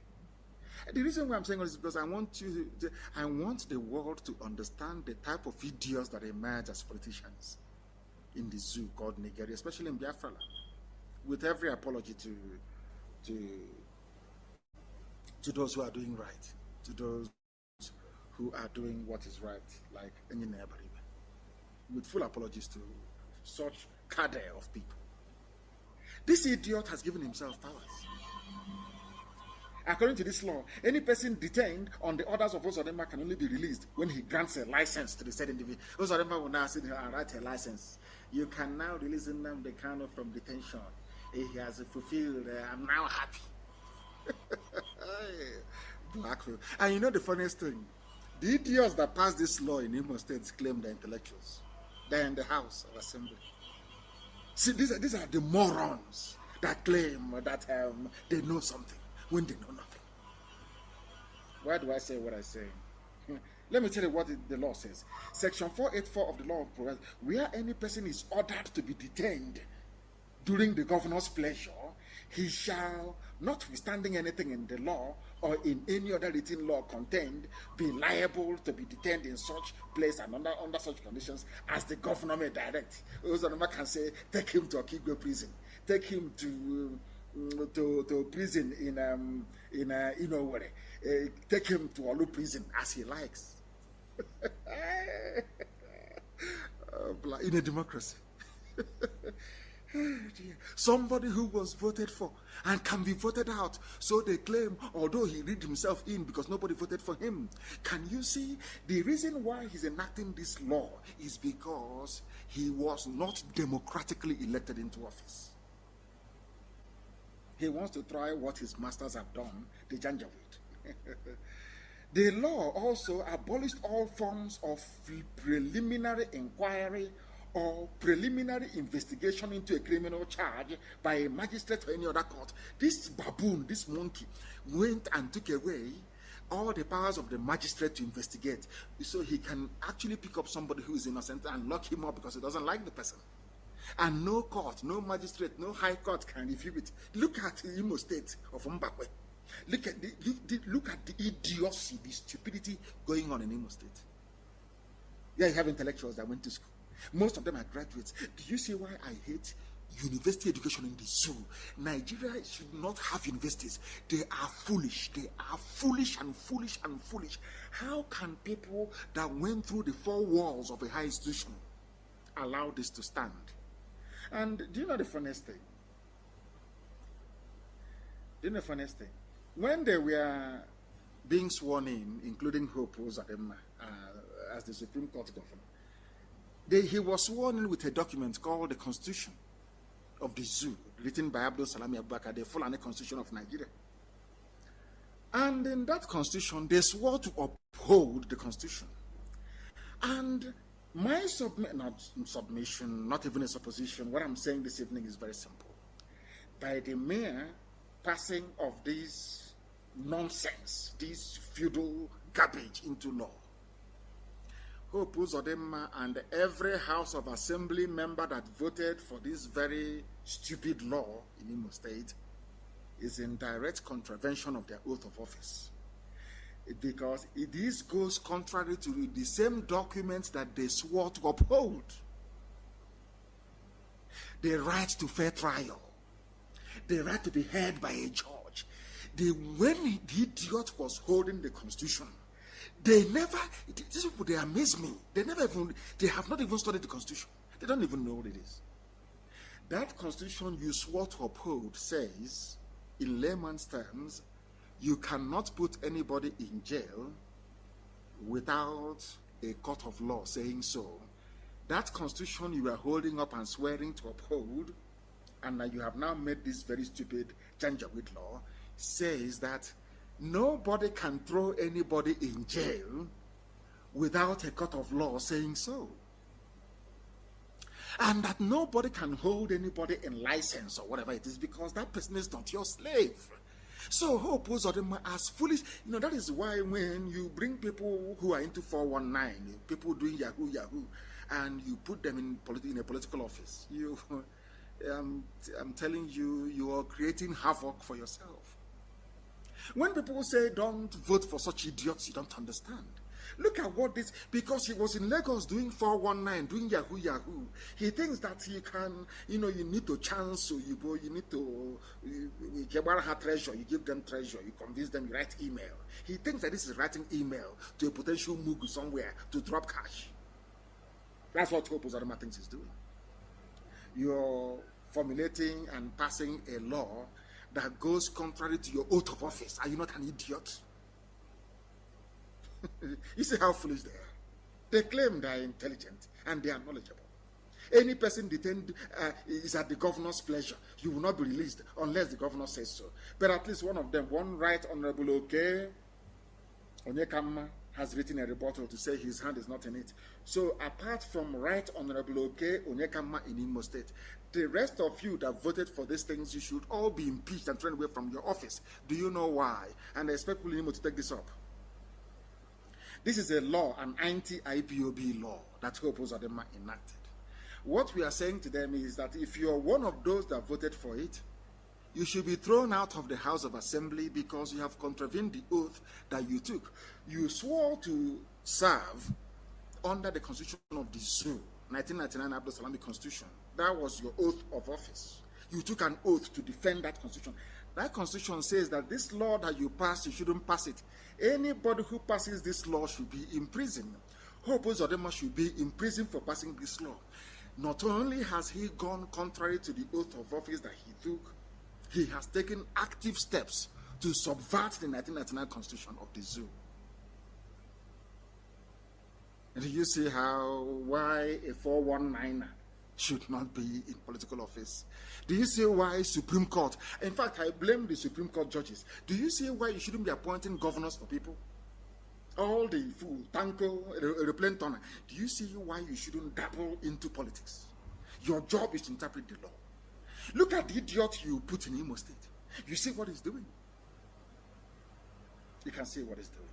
The man is writing and saying, I want to use this opportunity to inform the people of Mbitolu State constituency and by extension all Imo people that I'm not privy to the clandestine insertion of some obnoxious, vexatious, and anti-democratic clauses to the Imo State Admission of Criminal Justice Amendment Bill 2020. I want this to be thrown out. This is according to according to Right Honorable Oke Onyekama, writing a rebuttal on this very issue. You know that Nigerians, the zoo animals, when I say it, they say I'm insulting them. Graduates in Nigeria are a joke. That is why some of them disguise and say they don't like Nnamdi, Kanu or IPOB. Because they are pained that I said that the education is wasted. And I'm going to prove it to you tonight. I'm having a sip of water. I want us to look in greater detail at what the Fulani Supreme Court Governor of Imo State, Hope Uzodinma, went to the election in Edo. He took some people to go and falsify results in Edo. People with conscience. People with conscience, people that claim they have conscience, refer to him as a governor in Imo State. How sad can that be? Now listen to this. I want to tutor Hope Uzodinma and every baboon in Imo State House of Assembly that didn't go to school. Some of you with your forged certificates, some of you with your attended poultry farm in the name of universities. That even your lecturers, some of them, their brains are empty. Some of you do cultism, you bribe your way out. Some of you go and do whatever that you have to do to survive, and you sleep your way to a degree. I want to educate some of you who may have made it to Imo State House of Assembly. I want to enlighten you this very evening. Now, there are what is called constitutional limits on detention. Constitutional limits on detention. I want Hope Uzodinma to understand that that constitution you are holding and you are being sworn into office with, and every idiotic Imo State House of Assembly member that passed this anti-IPOB bill in Imo State House of Assembly, that section of the constitution that you're holding reaffirms the supremacy of the constitution, and I quote, section 9. Somebody should please Google the zoo constitution, please, and put it on my page. Section 9 of the constitution of the zoo makes it very, very clear, that every treaty entered into by the zoo is part of the laws of Nigeria, like the African Treaty on Human and People's Rights. It is a Nigerian law. It was domesticated in 1983. It was called the Enforcement Act of 1983, Chapter A9 of the Laws of the Federation of Nigeria of 2004, because all laws in Nigeria was codified in 2004. Before that, it was the British. Section 36 of the Constitution of the Zoo, Hope Uzodinma, that constitution you are sworn in with, makes it very clear that you cannot detain anybody for more than 24 hours. If a competent court is within the jurisdiction of that, if the police is with the police station where the person is being held, is within the jurisdiction of a competent court of law, or where the crime was committed. Are you listening? So I'm telling the army and the police, all of you holding IPOB family members in your cells and in your guard rooms or whatever you call them, you're actually breaking the law. The Constitution says you cannot hold anybody for more than 24 hours without charging them to court. That is very clear, is there. But because the zoo is a zoo full of black people who cannot reason very well, they don't even know the law they're supposed to be upholding. Now, I want to remind Hope Uzodinma again of a very critical part of the Constitution. It says that the Constitution of the zoo is supreme, and this is Section 1, subsection of the Constitution provides that this Constitution, the one written by Abdul Salami Abubakar, is supreme, and its provisions shall have binding force on the authorities and persons throughout the Federal Republic of Nigeria. Section 1, subsection 3 of the same Constitution says that if any other law, are you listening, Imo State House of Assembly? If any other law is inconsistent with the provisions of the Constitution, this Constitution shall prevail, and that other law shall, to the extent of its inconsistency, be void.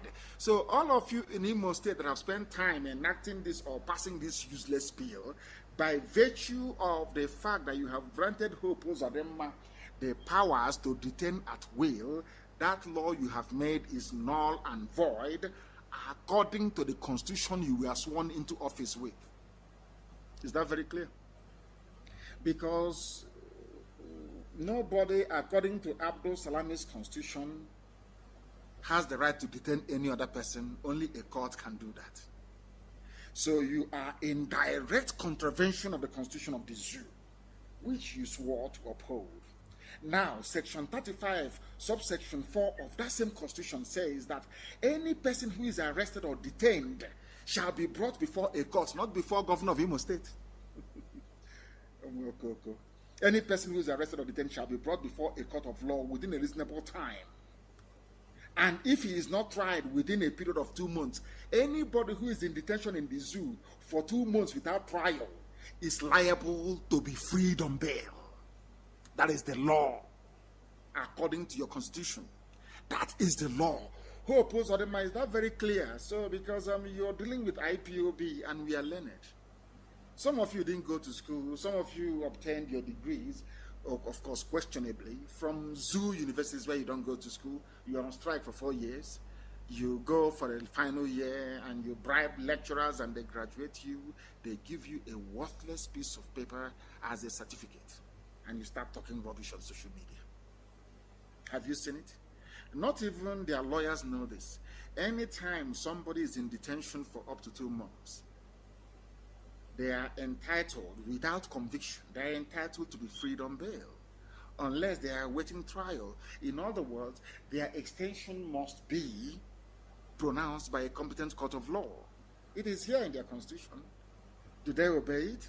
The answer is no. And you want me to call you human beings? Do you see why I call you animals? I call you animals because even the laws you wrote down yourselves, you cannot adhere to them. Section 35, subsection 5 of the same constitution, Hope Uzodinma, the Supreme Court governor. In subsection 4 of that section, it said a reasonable time means in any of an arrest you make where a competent court, you must arraign somebody within 24 hours. Within 24 hours. If you don't take somebody to court within 24 hours, the DPO is in contravention. The state judiciary is in contravention. That is what the law says, but they don't enforce it. Because a lawyer wants his appearance fee. You know, charge and bail lawyer. They'll be going 5,000 every time I appear in court. Even the lawyers are also helping to subvert the laws of the land. That tells you all you need to know. So Hope Uzodinma, you can now see that your stupid anti-IPOB legislation in Imo State is dead on arrival. All of you, in fact, where people uphold the law, you should be impeached. And every idiot in Imo State House of Assembly that was part of this nonsense should also leave office as well. Because, of course, you have gone contrary to the oath of office you took. You have directly and consciously subverted the Constitution of 1999, which is a crime on its own. Before you engage IPOB, make sure you bring up people who are learned, people that actually went to proper school, people who can hold their own. Because here, you cannot fathom how intelligent we are. You cannot. Now, there was something that I alluded to earlier, which is very important. And the reason why I'm saying this is because a lot of people don't understand what the effort that goes into the research that we make. We research very extensively, and everything that we tell you is correct. Everything, you know, some people, I know some people that were hired by some of these idiots. They come out on some social media platforms, on Facebook, and they write nonsense. What Nnamdi Kanu is teaching. Everything I teach is correct. Come and counter it. I told you that we are all Igbo people. That's what I said. We are all Igbo people. Even when I heard the name of the governor of Cross River State, to be honest, I thought he was a Yoruba man. Somebody had adopted him in Cross River. But here he is. He is the Cross River State governor. And I want you to hear what he has to say. And I want you to focus on one thing. I want you to focus on his accent and how he speaks. These are the people that Ohaneze forgot. These are the people, people say, why do you always blame Ohaneze? It's the apex. I say it's the apex in ignorance. People are ignorant. You're foolish people. Yes, some weak is an Igbo man. But he goes outside and address him as a Niger Delta. Wike, Nyesom Wike, Chibika Meji is an Igbo man, but he goes out, they address him as a Niger Deltan. And I want to let our Ikwere brothers and sisters understand this. Some of you who are hostile to the idea of Biafran, very few numbers of you, of course, you are doing it because of abandoned property. Because Fulani gave you your brother's properties in Iguacha and you took it over. And some of you, your parents collected rent, illegally of course, a criminal rent, from houses that were owned by your relatives. And they trained you with it. And you feel ashamed of yourself. And the only way to cover your shame is to say Ikwere is not Igbo. I understand all of that. But let us listen to the governor of Cross River State. Not even Ikwere, it's Cross River State. I told you, Jagam, Ekoi, the Igbo people. And I keep asking myself, they say it's intelligentsia, they're intelligent, they're elite, intelligentsia, rubbish, garbage, elite. And you were there in all your intelligentsiaring and all that rubbish. In all of that garbage, you were there. Fulani man came and divided your land, told your own flesh and blood, your own brothers and sisters, that they are not Igbo, and you did nothing. And you call yourself a leader? You open your mouth to say you're a leader. If not for the work that Owasofia and all the rest of them, Fedem have been doing, all our people in Igodomigoro. Me, I didn't even know. I never knew that Bini Igodomigoro land is Igbo. I never knew that before. When we did our research, we came out and we said that there are Igbo people in Cross River State. Or Haneze, why are you not uniting this Igbo family? There are Igbo people in Benue. Why are you not bringing them closer? There are Igbo people even in Edo. Why are you not bringing them? They were intelligentsia, elite. It's 5 Igbo states. Southeast. Why did you not say no? Why didn't you resist? Because it is the Fulani telling you what to do. Now let us see if we can listen to the governor of Cross River State. Let us see if we can listen to him. If this system can allow us, let us see if we can play it for the world to hear.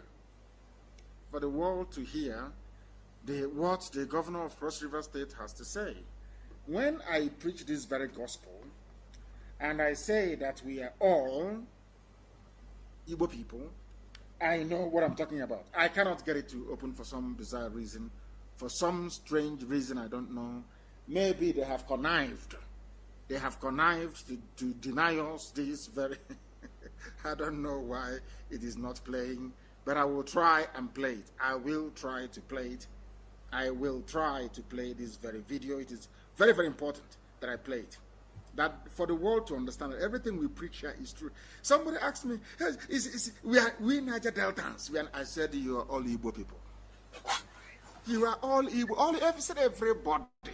Efiki, Bibio, Anang, everybody, you are Igbo. Go and check it. Do your history, do your research. Deny it as much as you can. We are all Igbo people, IGBO, people of the ancient. They said, bring him, let us kill him. He doesn't know what he's talking about. How can he say such a thing? And now, I can't find it. And I want somebody to please try and resend it to me.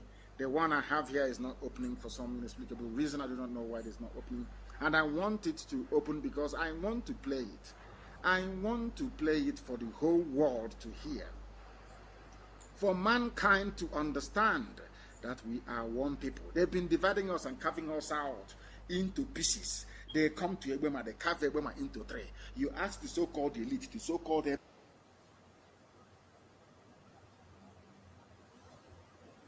apex of the apex.